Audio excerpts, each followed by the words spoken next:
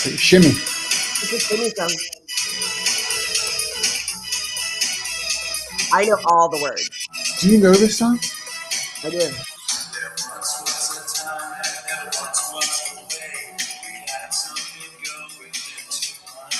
This is like late 80s European synth dance music. Smell Seagram's golden wine coolers.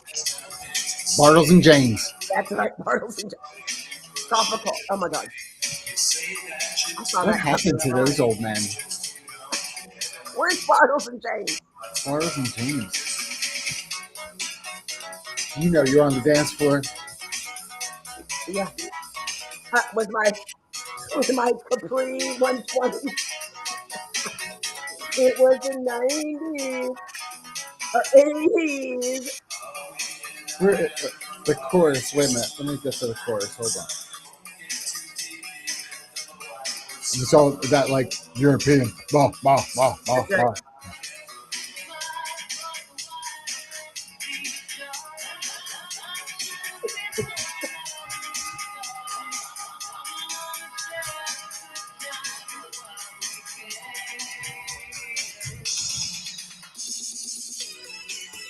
Oh!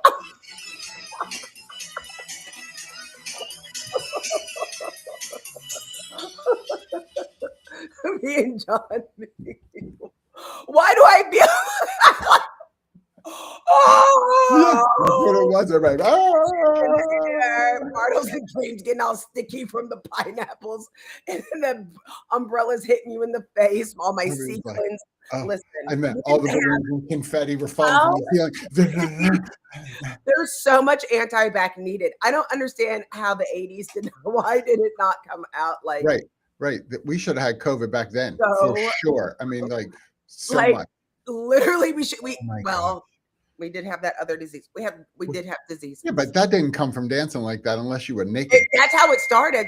That is naked, then that's how it happened. First of all, is this man texting you already? Help me, Jesus. My husband, I can't. He's right there. He's right there. And listen, we're having like dog apocalypse. I don't know what's happening. You can't say a term like that before I start having a full dog apocalypse. You better put that thing on silent. He's going to ding. It's not my fault. Just everybody, just Freddie is coming a little bit late. Everybody just, when you hear the ding, say, "Oh, Freddie." But I can't. An angel got its wings. That's kind of what it is now. Dog got its paws. Listen. So why dog apocalypse? What's happening? It's a dog apocalypse. So many people are like, I guess it's Mother's Day. I don't know. So many people are like, Sunday. Can I bring my dog? Can I bring dogs? Can I come with my neighbors? And we're like, no. And then bringing the dogs off. Why are people, don't be worried about my dogs. I'm almost getting offended when they're like, oh, I think they'll be good in your house. I'm like, I don't feel safe with your dog. Yeah, that's the issue. So what is the deal here? Are you like, is this like major business at this point? Because I think people would be fascinated to know, like, this is one of those homegrown businesses. That's right. That, and you some people think about like dog walking. Here you're doing dog sitting, there's dog grooming, and people drive around with the van and, do this mobile. Is it a viable business? Yeah. So the way it works, and we started doing board and train. So we're talking about $500 a day. At a minimum, $500 a day. Which is a lot for like walking up, for the like level of care. We give a higher level of care. But there's a sacrifice that's I don't get that level of care. I can tell you that right now per day. I will 100% confirm that. Now, to be clear, Todd and I are here, and so we're with the dogs, and our home has like every ounce has blankets over it, and we have to spring clean and take everything down like the level. And you know have me. To clean. I cannot. Yeah, I know. And I have this one space, and I swear to God, I'm like, if you put anything dog related in this square, it's over. This is a no dog zone. Yeah. What I mean, it reminds me of like the over the top kind of kid friendly home where like you can't exist. I can't open a drawer in this house because everything is That's right. child proofed. That's right. And you're just like, I That's right. I appreciate that we're protecting the kid. I can't get into this cabinet. I That's, can't get in. they can get into every cabinet, and it's always like, oh, Jessica, Jess Miller Merrill and her daughter's coming to stay over in the weekend. I was like, I hope you like dogs. We're gonna have. Oh, how fun! I That's know. so fun. Her daughter, right? It's her prom. And so why are they coming to your Homeschool prom, and it's for the region. So Oh, I see. I see. Yeah, yeah. That's awesome. yes, That's us so and the 13 fun. dogs, and it's like, it'll be fun. Welcome. Bring your own taser because that's what I'd be doing. Everybody's dog's coming over to me. Zap, zap, get away. Zap, zap, zap. Oh, but I'm telling you, but it gives me the ability to build software and take on clients and projects a little more casually because the world has gone cuckoo for COVID. Well, you ought to do like get Petco to be a client of yours, or you know what I mean? Like Purina. Like figure out ways to get. I'm serious. I know. You know how I am. I'm dead serious. But you also know this will take scheduling consistency, and not everybody follows the rules. Listen, your husband cannot be involved with any of this. I'm talking to you. My one employee fired. Fired. Myself. How are you late in your own house? How is it possible? Listen. Yeah. I found out a lot of things are possible. I had no idea were possible. Todd, while we do work from home, I do need you to put pants and underwear on. No. Both, actually. You can't walk around. The thing is, literally, I ran outside to get a dog. We get this one dog, 5 a.m. on Fridays. I'm running out. It rained. And he's like, stop. He literally was slept in all clothes because he was ready. Because he knew. I mean, I appreciate him so much. That elevator ain't ringing penthouse, though. That's for sure. It ain't going there. So close. So close. You're gonna have to open the envelope. It's not. Hey, I want to make sure that we say this morning because our producer will be disappointed. Welcome. We have all kinds of platforms activated this morning. There's been some updates. Yes! They actually paid for someone to actually do some development on their software. So that's really nice. And so we are live on Instagram. We are live on Twitch. We are live all over the place now. So if you're a gamer and you're watching this will be a breath of fresh air. This will be a full breath of air. Yeah, we are not going to pew pew. We're not shooting each other and all the things, right? So welcome. We're so glad to have everybody here. You can get back to your regularly scheduled, Go stop and play our game, HR Trail. They can play the game. The QR code is in the corner. Yes. That would be the most fun. And if I had my phone, I would scan it right now.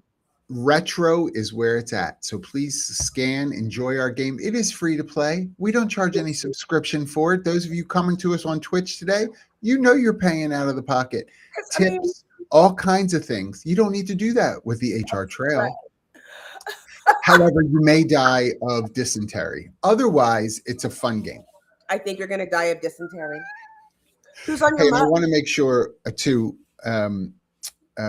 He hasn't been on in a while, your boyfriend. I don't know that I've seen him. No, he hasn't been here. I think maybe it's because I had to finally say I had a crush. I think that's what it is. Did you finally tell him? I did that one day. Yes. I was like, I can't. Because, I also like have a weird version of Tourette's where I just start saying stuff. And so I was just like, oh my God, I can't believe it. And blah, blah, blah. And David's like, I got to go. I got to go. My wife is calling me. Bye. Right. And I'm like, what? Huh? Come back. Come back. Come back. Hurry up and put that Speedo on, but come right back. It's like, do you want to talk about payroll? And I'm like, okay. No. I got dollar bills. So I do want to welcome everyone. Welcome everyone on these new platforms. We're very excited that we can integrate as easily at this point as we've been wanting to do for the last 5 years. Wonderful. Great. We're there. Broke and alone. I'm taking you off my wall. It just reminds me, remember that commercial, she had everybody's picture up taped to the wall. I don't think that's how that works. I don't think that's how. So we started doing spring cleaning this week, going through the vents. Lots. I did my mattress flips and everything. Yep. Yeah, you got to do your, seasonal clean. And if you don't, I wonder if people do that. Do you think a lot of people do, or are we just so old school that way? So if you do either I have names for it. Now I'm really going to let you into the Baldino mind, and I apologize.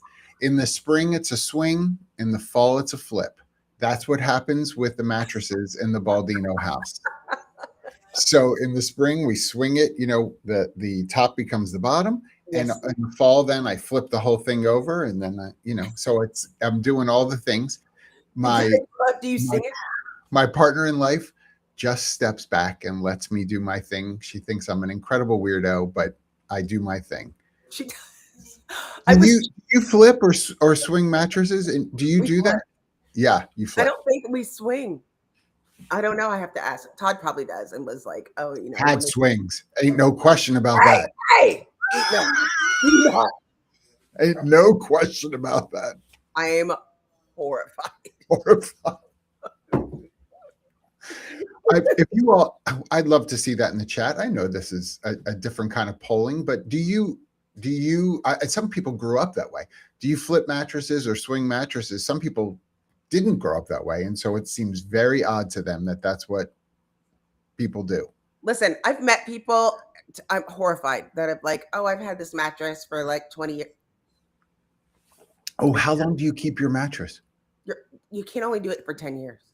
That's it, 10? Yeah, I think that's reasonable. I mean, my parents had their like 25 years. Like, and they're expensive. They're ridiculous. Now you have to. Before, you could keep a box spring for 100 million years because the springs were good and the material was good. Now I think actually there's a number of bounces where before it just goes bing, like if you have the springs or the, and that's if you have a box spring. Yeah. Look at how many beds. It's just platform. There's no box spring at all. Mm-hmm. Yeah. That wasn't a thing when we were kids. Everybody had a box spring and mattress. That's how it works. Now they don't have box springs. Yeah, they don't. It's really interesting. So if you're a flipper, if you're a swinger, we'd love to hear from you. So we have a timely, albeit sensitive topic that we're chatting on today, and that has to do with keystroke tracking. And we saw the Meta put out some info about how they're going to be watching their folks and the work they're doing. So I know you feel some sort of way. I know that. I mean, the thing that makes me really concerned. So, as you know, my oldest is on tour right now, right? With an artist that's based out of Vienna. They're a DJ. They've been performing. So let's just say my kid calls right now. If my kid calls and I'm in the office, it doesn't matter. Like I'm picking up. If I'm picking up, let's say, and I know some of you know that your kid, if you don't answer your desk phone, they're going to call your cell phone. Or if you don't answer your cell phone, they're going to call your desk phone. I pick up, I talk to them. They tell me, here's the concert schedule. This is where I'm at. We're working on a video. Next thing you know, it's like freaking TMZ. Like they own all of the information and they didn't say that they could be recorded. Or I'm talking to my doctor about what's going on or an appointment. I'm more worried about the things that they don't need than the things that they need. 100%. And I don't know how you sort of distill between work-related and non-work related when life now, especially for distributed workforces, life now is, if you're working from home, you're home. So the same way that you might get a call from your physician at 11 a.m. is the same way that you might respond to an email at 7 p.m. Right. There's everything sort of is blended at this point. And so it's high distrust when you have to say or come at it from more of a punitive standpoint, like, hey, we need to manage and watch what you're doing, and check keystrokes and check pace of responses. We've got software that'll see how quickly it is before you respond to an email that comes in, and like we're real, and we do it for the sake of like analytics. That's what we say. That's the thing that makes me, for people, like, I'm neurodiverse. There's other people that are neurodiverse. Like, I have to study and research and chew on information. If I'm walking around pacing, looking randomly, I'm thinking, I'm trying to put it all together. I may not respond. It's like I might write it down, right? And people say, oh, well, you weren't on your computer from this time to this time. What if I'm listening to an audiobook? What like, if you are? Right. Or watching a webcast like this, and you're like, you know, taking some notes and learning some things, and you're like, oh, I'm in trouble now because I was learning. And this is actually happening. Like, I didn't even know. So I went into a Zoom call with John Sumser last week, and he goes, you didn't come to the meeting. Your AI note taker did. I said, what AI note taker? And it said, and I have no idea when I downloaded what package it was a part of. It automatically goes and records. I have no idea what it's recording and where it is. I was like, I didn't do that. It's like, no, literally, it says you did that. And I have no way. I know. Just cancel it. It's scary. Where it came from. Well, every's extreme. The majority of meetings that I have with external people, not my staff, but external representatives from organizations. When I go into the meeting, their AI note taker is waiting for me to let it into the meeting. And let me just make sure I say this to everybody so they hear it. If you're calling John Baldino, he is denying your AI note taker every time, because I don't ask for this. That's right. And your note taker comes 5 minutes before you do. What? I don't want to have a conversation with your note taker while I'm waiting. I love Dion. We haven't seen you in so long. Hi, Dion. Hi, Dion. Hi, Jasmine. Hey, Amy. Sorry, we're seeing some folks. Sorry. We jumped right in. So sorry. I'm curious too about like separate work and personal, but is there a difference as soon as you look at your Gmail on your work phone, right? Yes. And I think the other part that makes me nervous is like those of us that are on the broad spectrum, like think a little bit differently. We might do work a little differently. And for someone to see that and be like, I don't think that's the right way to do it, or you're doing it the wrong way. Like, how far are we going to regulate? And the different levels, we have different ages, we have different comfort levels of software. I want to make sure I do it justice, because I don't want to sort of just be narrow. I'm reading to you what Zuckerberg put out, right? And it came through the CTO, Andrew Bosworth. The employees were told that Meta will be recording every keystroke and mouse movement on their work computers. Now, touch screen, I assume, or external mouse. And employees asked how to opt out, and the CTO responded by saying, that's not an option. You said your mom. Period. And so connected to this, some other research was done, and 78% of employers now use some form of worker surveillance, is what it's being called. 78%. The monitoring software market is projected, bless you. The monitoring software market is projected to more than double to 1.4 billion by 2031. So in 5 years. 42% of monitored employees plan to quit within the year. Well, what you quitting for? You're just going to go to another company that's doing the same thing? Where are you going? And now they're going to send your keystrokes over to your new company. That's part of your VOE, your verification of employment, right? Is the name and dates you worked and title and how many keystrokes you average. And how many keystrokes. I was like, are we going to have to go back to keyboarding class? I think we might. I mean, I'm down with that. But it is I mean, so again, just giving you some initial data. I'm A going to send dashboard that counts keystrokes is not leadership rigor, is what this person responded with. That doesn't show leadership because I have a dashboard to say, look at how well these people are performing by keystrokes. Sent Jamie, I just sent you something in the Teams chat. It's a little, when we're researching this topic. You don't have to open it up, Jamie. Open it. Open it. It might be a little infographic just in researching it, because I thought it was the other part of this is we already are paranoid and are living in an uncertain times. We already know that psychological safety is down. We just talked about it last week. We were lucky enough to hear Amy Edmondson, and it doesn't mean that you feel safe, but we know that like psychological safety means the ability of being able to say that I don't feel safe, but they already feel that. And now 58% is coming back. 56% of employees feel anxiety. I know, it's so cute. It is cute. It's like, it's all like, you know, sweet. And but what it's telling you is terror. Look at it hit him in the head. The monitoring hit the little baby in the head. Like, but in some ways it makes sense because you're treating your staff like babies. That's right. Right? Yes, that's right. That's what it is. Jamie, thank you. That was a great graphic. Look at you. I mean, like, boom, boom. I loved this topic, and just full transparency, I'm usually so slow in response when we talk about what we're going to talk about.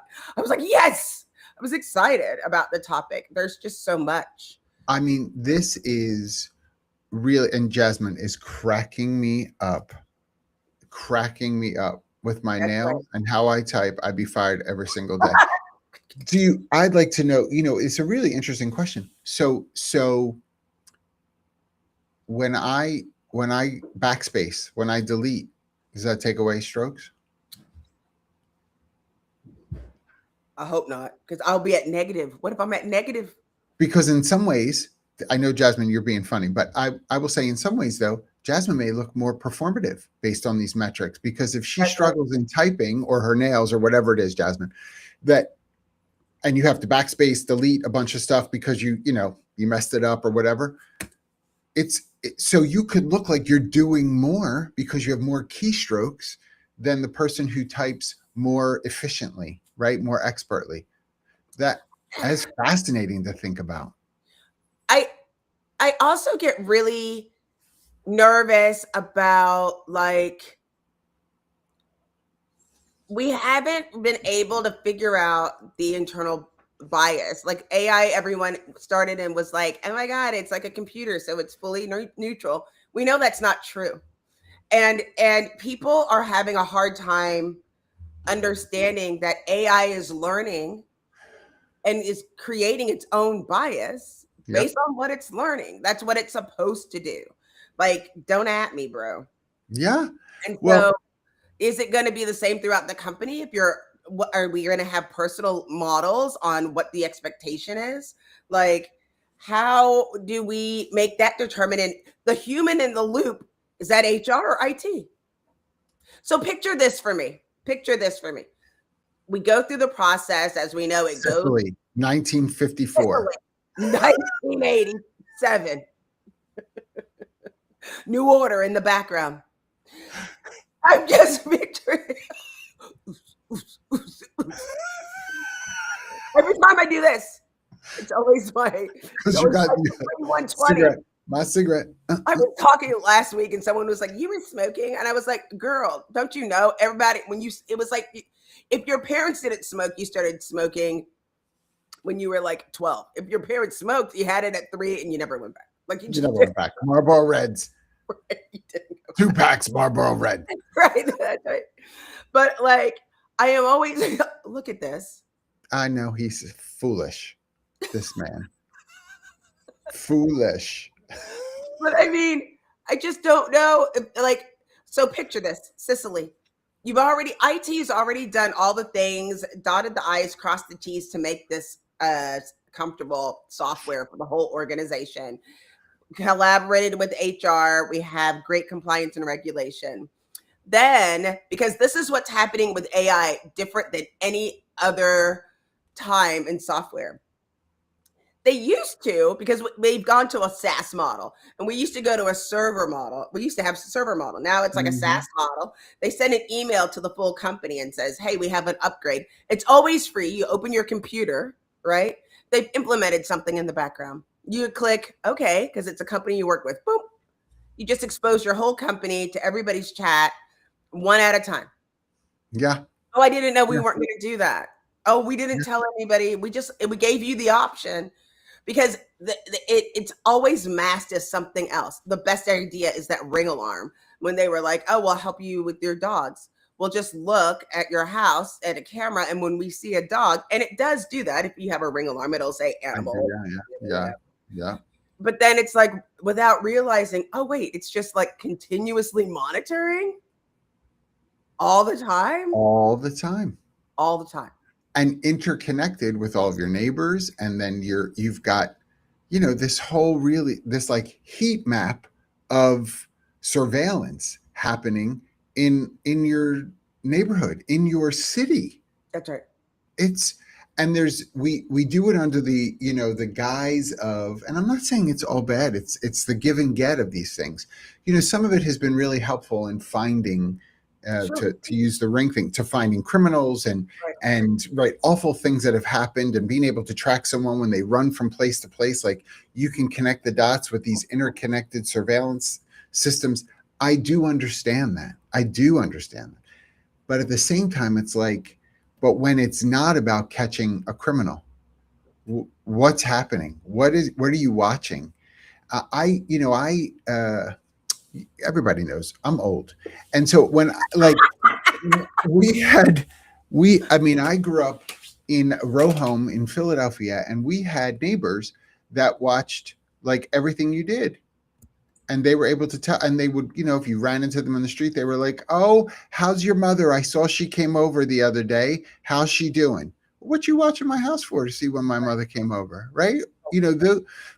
But it was, we used to call them like news boxes, or, busybodies or whatever. Now we pay to work at establishments to have a busybody. Mrs. Kravitz from Bewitched be involved. You know what I mean? Like, you're paying for Mrs. Kravitz now as a software, and it's annoying to people, because you're like, give me space. I don't know how we're going to solve for it. I don't know how we're going to solve for it. And I don't know what the use case was for how we determine. There's such vagueness. Like in the UK, you have to tell people, and you can't do it without them being aware, unless you suspect criminal activity. Now, what is that criminal activity that you're suspecting, right? Who gets to determine like a real threat? There was a video, and a woman said she couldn't find her lesson plan, and she lost it. It got lost in her Google whatever. And it was like, this kid broke my lesson plan. I don't know if I should fail them or just blow this whole school down until I get my lesson plan back. 2 hours later, the police are there. Oh, yeah. And she's an intern, and it's a group text like on Snapchat that she sent to her boyfriend and her roommate, right? Yes. It went through Snapchat. Snapchat monitors conversations. Absolutely. It's called scary. The FBI. The FBI called the police. They came to her. She was like, it was a joke. And they were like, okay, we have to arrest you. Yes. We're taking you to jail. She was like, for a joke? No, we're taking you to jail for a terrorist threat. That's right. That's right. And so we are getting to the point where it's a policed state, and we have to, like, these are the reasons, especially with this level of invasive technology, you can't not talk about politics at work when you're trying to figure out if you can be monitored or not, and what they can do with the information, y'all. Well, here's now I'm going to come out at the other side. I'm totally with you. Yeah. Part of the problem is that as a society, we're so litigious That part. that we've got cases where I'll use that example. I'm not quoting anything specific. I'm sure they're out there, but I'm using that as an example where someone said something like that, like what that teacher said. Everybody sort of like laughed, let it go. That's right. And then that teacher snaps. That's right. Something happens. The parents sue the district. That's right. Everybody's money everywhere. So now the district is like, we ain't going through that again. So anytime anybody says anything, we're going to enact, the criminal proceeding. That's a terroristic threat. I don't know if I've ever shared here, but we had friends years ago, friends whose son during recess on the playground, they were playing cops and robbers. My man, this is what he had for his weapon. School district took him right in to be evaluated after recess, suspended him for 2 days because he was making a threat, pretending to, and he's the only one who exposed his gun. This was it, everybody. Was it because he pointed it at somebody? Or pointed at somebody, pew, pew, Yeah. But yeah, by the way, 8 years old. And so had to go and be evaluated and 2 days out of school suspension. And here we go. Here we go. Here we go. You're back. You're here. I see you. But this guy, and again, please don't at me. I'm not trying to make light of horrible things that happen in our schools. I know that. But we just can't legislate in the middle. We go to the extremes. It's like everybody's now going to be monitored. Everybody now is going to be subject to this thing. Tell me what this 8-year-old is doing, right? Like, help me to know. We're just terrified because of everybody sues everybody. So people don't want to lose that money. It's awful. Bad. I mean, I don't think you can get far away from it. I've been surprised on how I've told people before I use granola and I record, and most of the time my phone is in my back pocket, upside down, backwards. You got to tell people. Not everybody. I know that some of us know what granola is. She's not talking about food. Not the bar.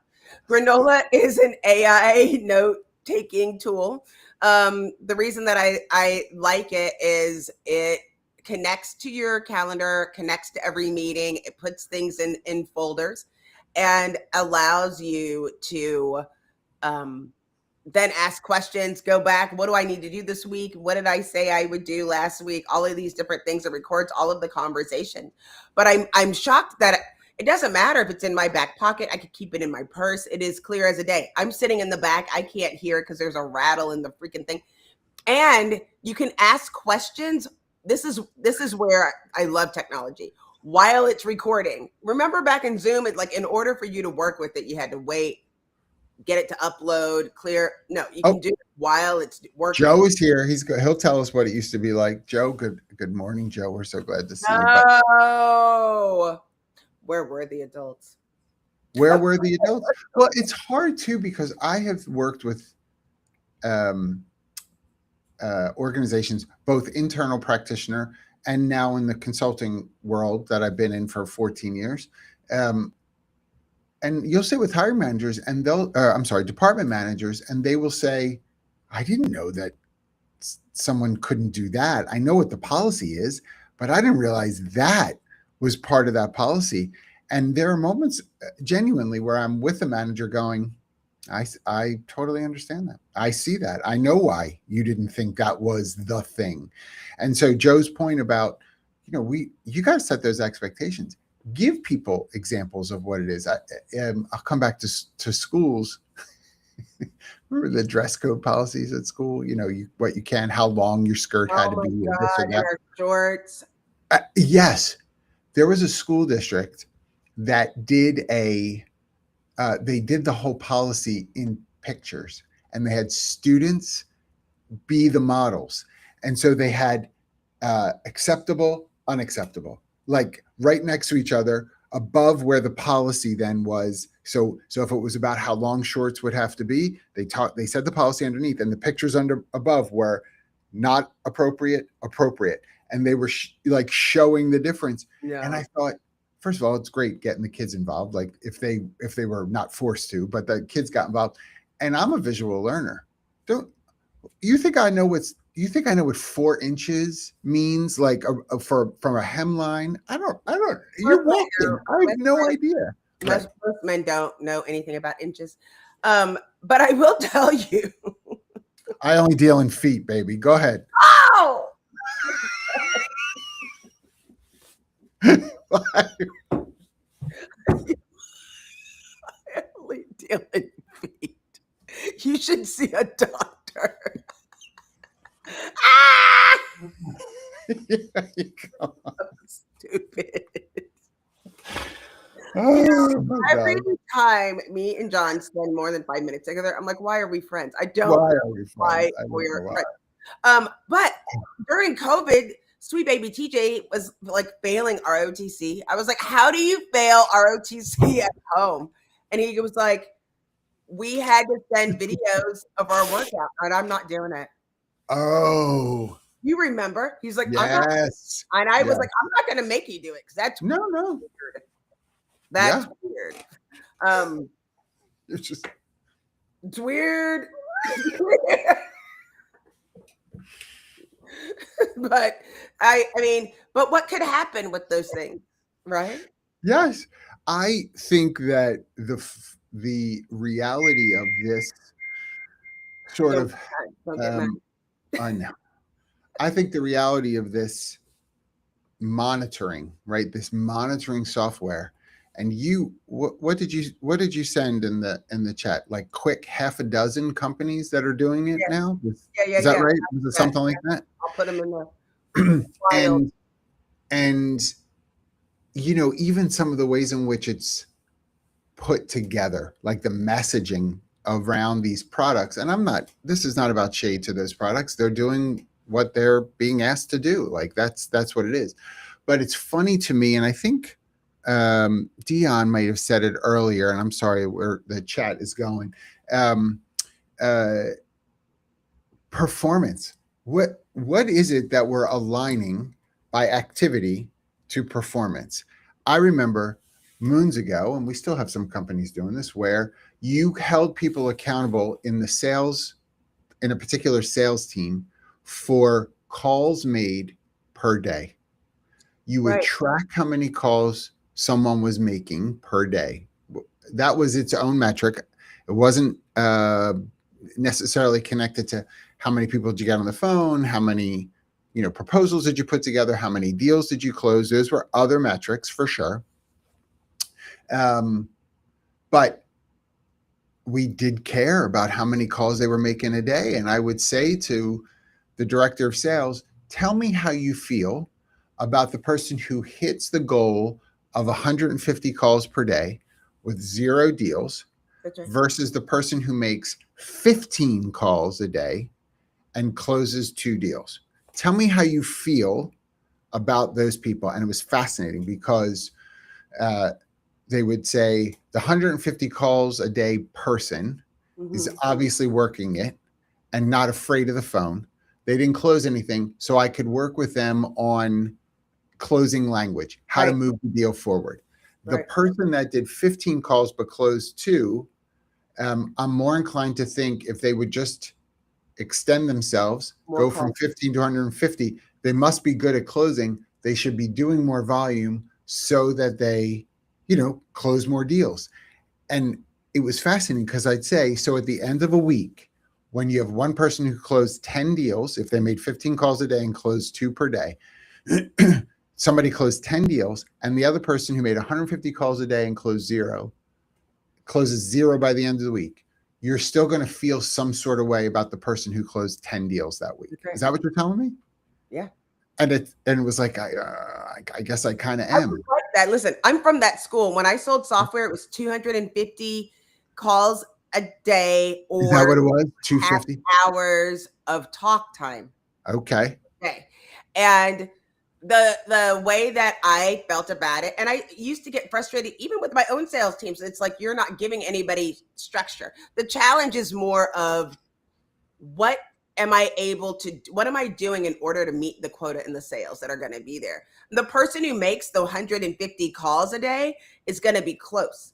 The person who's making 4 calls is not close. No, right. And on average, that's how many dials it is a day. But now you say, work harder, and people don't know what it is. Maybe it's not dials. Maybe it's additional talk time. Maybe. Yes. But what I don't want to see is, well, Sally sits, types more with her left hand if she could use her right hand, or this one doesn't make eye contact. All of those scary AI interview engagement, when it's like looking at things like voice tone or, eye twitches, or that's the stuff that freaks me out. I'm recording. I was trying to close a deal. Most people taking it for the team.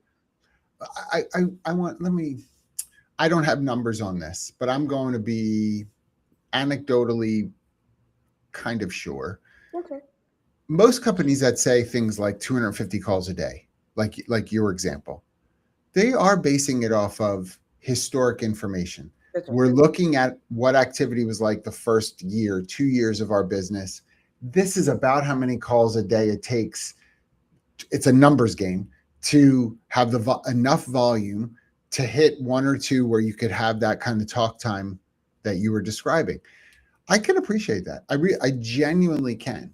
What I'm thoughtful about, though, is how prescriptive is that to performance. And if we're using software now to tell us the prescription is this and this only, that's like recipe. I don't like saying prescription. That sounds like you're trying to cure something. I like recipe. I'll say recipe if that makes you feel better. Potato recipe. I mean, chicken soup is a prescription. But if that's the expectation, and I'm going to come back to what Joe was sharing a while ago, if that's the expectation, then clearly explain it, as opposed to just saying to someone who sits in the seat, you better be making 250 calls a day. Now you're talking about management skills, because it's the same thing with practicing KPIs. Yes. And we'll say, do this. You're supposed to do this. And the thing is, the challenge is when they're unsure of what their actual job is, and they don't know how they fit into that role. What makes me upset is the one who's making 150 calls a day, and they do it consistently for a year. And at the end of that year, you have to let them go because they didn't meet their numbers. And they're like, but my number was 150 calls a day. And they didn't understand. Like, there were people that would just dial, hang up, dial, hang up, dial, hang up.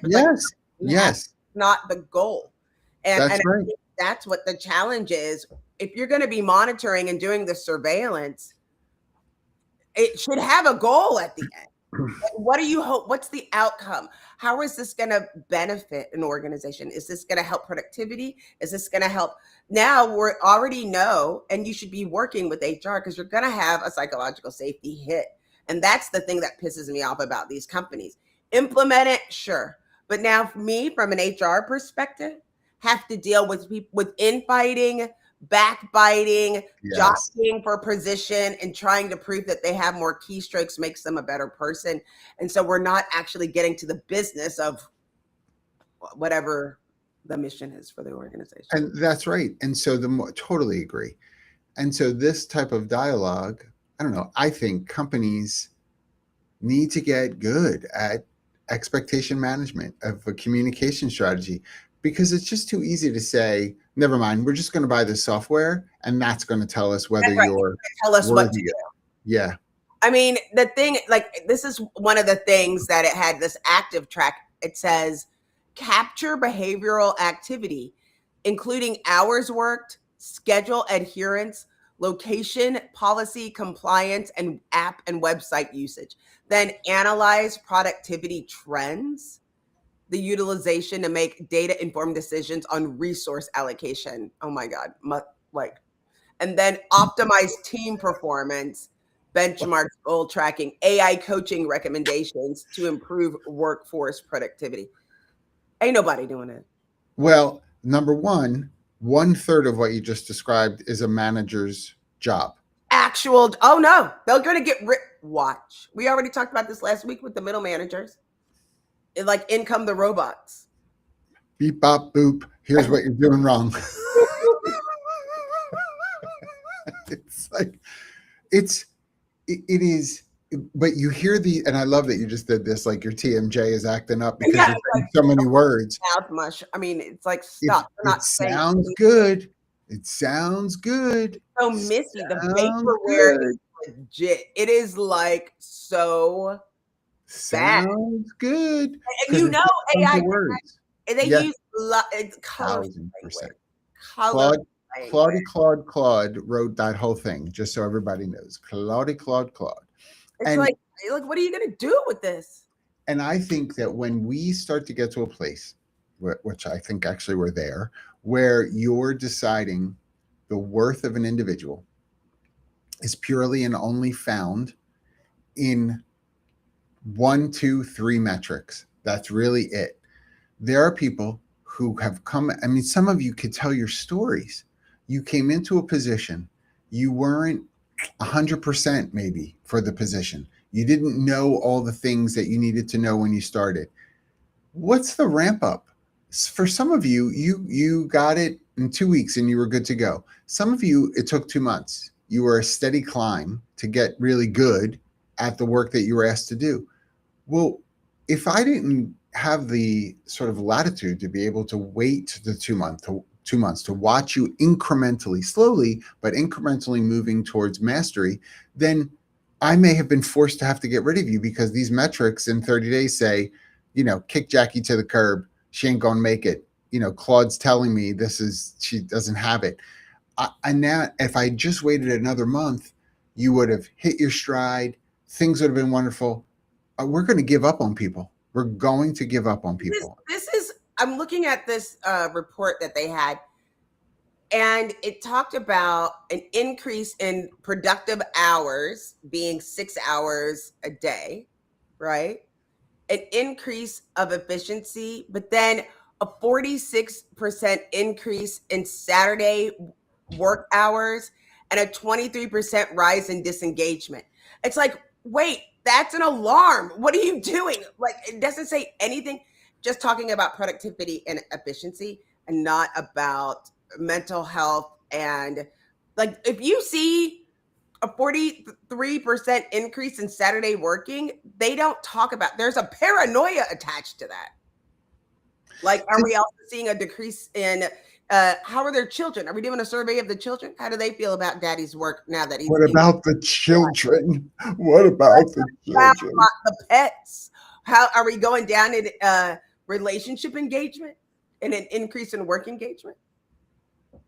I would like to believe that we still are multi-layered enough that a software like this, decisions like Meta is making, is one piece of what's being evaluated to determine someone's productivity, someone's performance. If you can't figure it out, I don't know if I believe it, but you can't even, you don't even if they tell, this is the problem.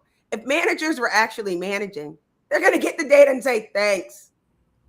Because they don't know what to do with that. Well, here's this is why we're having all these AI issues. Let me just tell you what managers are going to do by and large. They're going to get that list. They're going to have whatever, 15 people, and there's a line. Everybody below the line is in red. So you got 3 people in red. Pip. See ya. That's what's going to happen. They're going to say, oh, these 12 are above the line. Whew. These 3 we're going to let's start our separation process. And so listen, now this software is making decisions. 3%. Okay, 3%, bottom 3%. These are the people we suggest at Active Track. Yeah. We're not telling you to. We're not saying we're giving you a dashboard that puts them in red and flashes and says, these people are sucking your will to live. This is the thing that you going to your point where it's like, is it going to say, oh, is it going to show you the exception? And who gets to make that determination? Yeah. And how, like. And I get that we have to perform. I get it. It's very hard But to be in a product or service business and not make money. I but understand that. the thing is, there's always people, the soul of the company, right? That That you too. have to put in there to think that, like, I feel like there's always been that person at work that is the soul of the company that also like did it, that worked at least 25% less than everybody else because they like floated through the office passing out cookies and making everybody's spirits. Somebody come pass cookies out here. Come to Vero Beach. Somebody come pass these cookies You don't around need here. no damn cookies. Nobody's out. Well, I need the carob chip cookies. They're the ones that I can eat. Nasty. They're disgusting. Eat rocks. Nasty. Mm-mm. That lie. That's another lie. No, carob is not nowhere near. Nowhere near. It looks like it in certain angles, but that's about it. They don't It's a taste like raisin anything instead like of it. a chocolate chip. Don't do it. And let me also say, while we're on this, Oh, stop telling me things are no sugar, and then have 4 grams of sugar alcohol. yes. Let me tell you this. First of all, sugar alcohol does, my body does not like sugar alcohol. No. It does not like it. It does not respond well. But because your thing says no sugar, I think, oh, I don't want sugar, so it's good. But meanwhile, you put 4 or 5 grams of sugar alcohol in it. That's a problem. Stop lying. Problem. Don't lie to me. Can we just stop? That's what we need to add to the end of our show. Can we just stop with that? Can we just stop at conferences? No more 3 in a line, 2. If you're in a group, you get between the 2 people. Stop conversations like this. And let me tell you something. I will tell you, if you're in an airport and you have like a family, you're all walking, stop walking 6 across with a stroller and pick up your damn kid. You cannot walk 6 across. You are blocking traffic both ways. You are slow as molasses. That's right. Get out of the way. 2 by 2. Be just like Noah's Ark. 2 by 2, y'all. So and we're speaking to you, Orlando Airport, ORL. The kids and the mom is like, Timmy, Johnny, and they're running through. Get your kid. Orlando is 4 kids. They're going to Disney. They're going to Universal.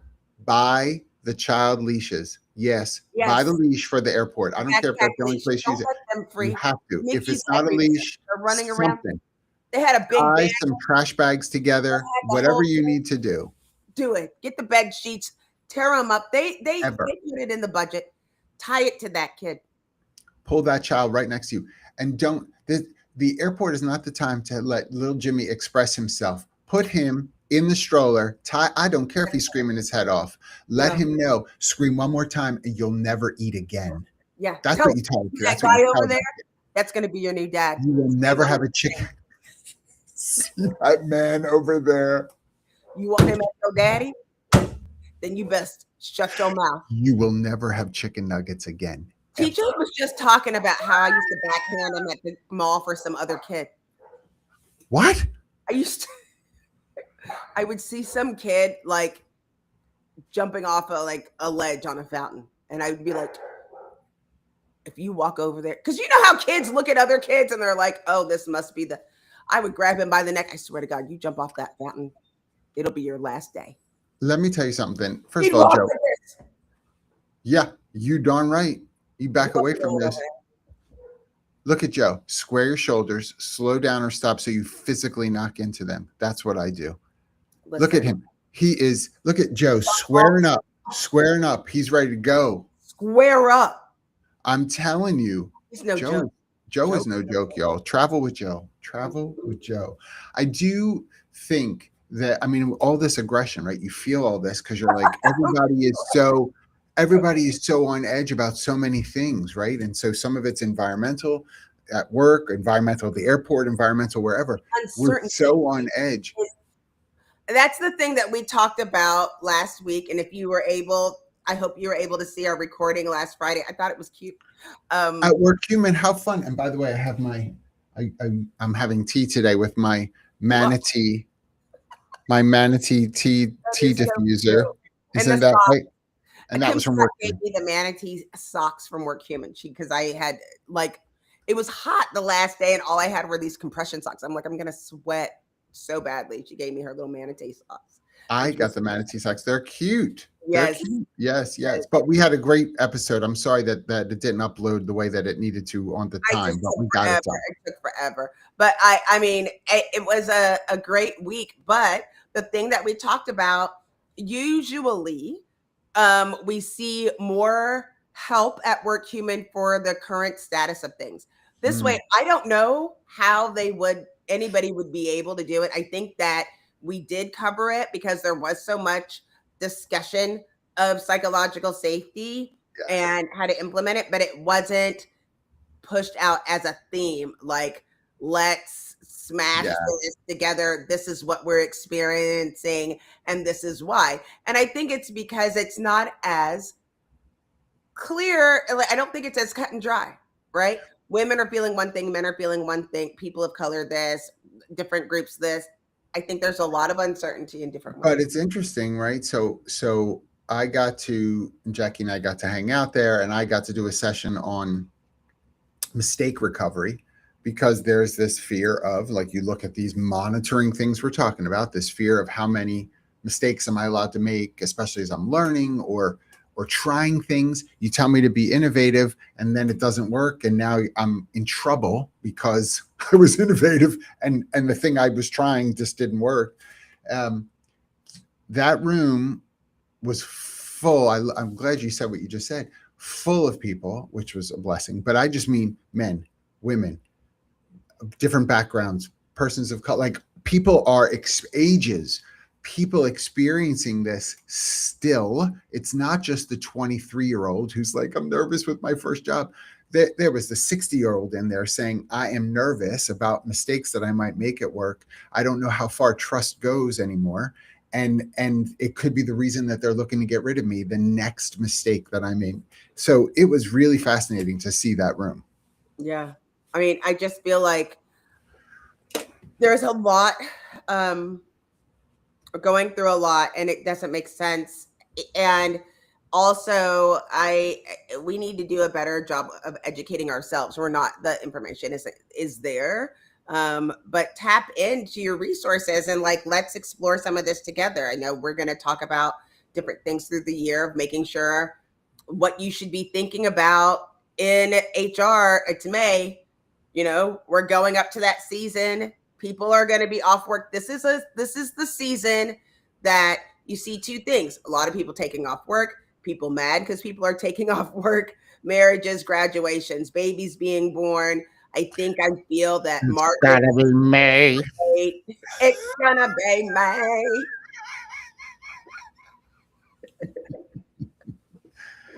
First of all, though, it's May. Just say that out loud. What? How is it May already? I have no idea. Something's wrong. I think AI messed the calendar up. It can't be May already. It's unbelievable to me. I saw a video. It was George Bush, Obama, and they were all dancing. There is a video out if y'all haven't seen it, and it's so funny. It was like explaining AI to my mom, and it had this video, and she was like, there's a roller coaster, don't take it. It shoots you right across the Grand Canyon. They're like, that's not real. And she's like, I saw it. It's real. I saw it. I saw the video. There's so much. I mean, we didn't even get to, there's a million things that we could keep talking about, but I would say, and part of this is because I just saw, those of you who are out in the West Coast, Prim is one of those towns in Nevada that, in the middle of nowhere, a little ghost town, but they have a casino and all the things and people visit. Mesquite is one of those places. Prim is one of those places. I've never heard of Prim. And they just announced that the casino, the primary employment, they just gave their 60-day warn notice, and they're shutting down. And so this entire town is now going to be decimated with that closing. And so I say this to say, we really are in a very unique time where all of these environmental factors are forcing us to have to look at what our next steps are going to be. And next steps may not be 5 years away. It could be 5 weeks away. It is. That's how quickly things are moving. Listen, we have pulled, when you're determined, when you are dependent on a single entity, can make or break not just your family, a whole freaking town. A whole town. It used to be, oh, you can do the hard work, pull yourself up by your bootstraps, but you are dependent on these organizations. And that's why you have to educate yourself on things like this and see, not to be afraid, but educate to find out what it means and then make those decisions for yourself. And it's all there. You saying that on the program that I'm building, who do I work for? The WARN notices are there because you should see, when you start looking at it, there's patterns. It's like, wait, they do layoffs every year? Yeah. The company that you interviewed for today is already planning on laying people off in a couple of months. Verizon. Every year. Every year. And so educate yourself. Those things, like, you can look at the industries, look at the patterns.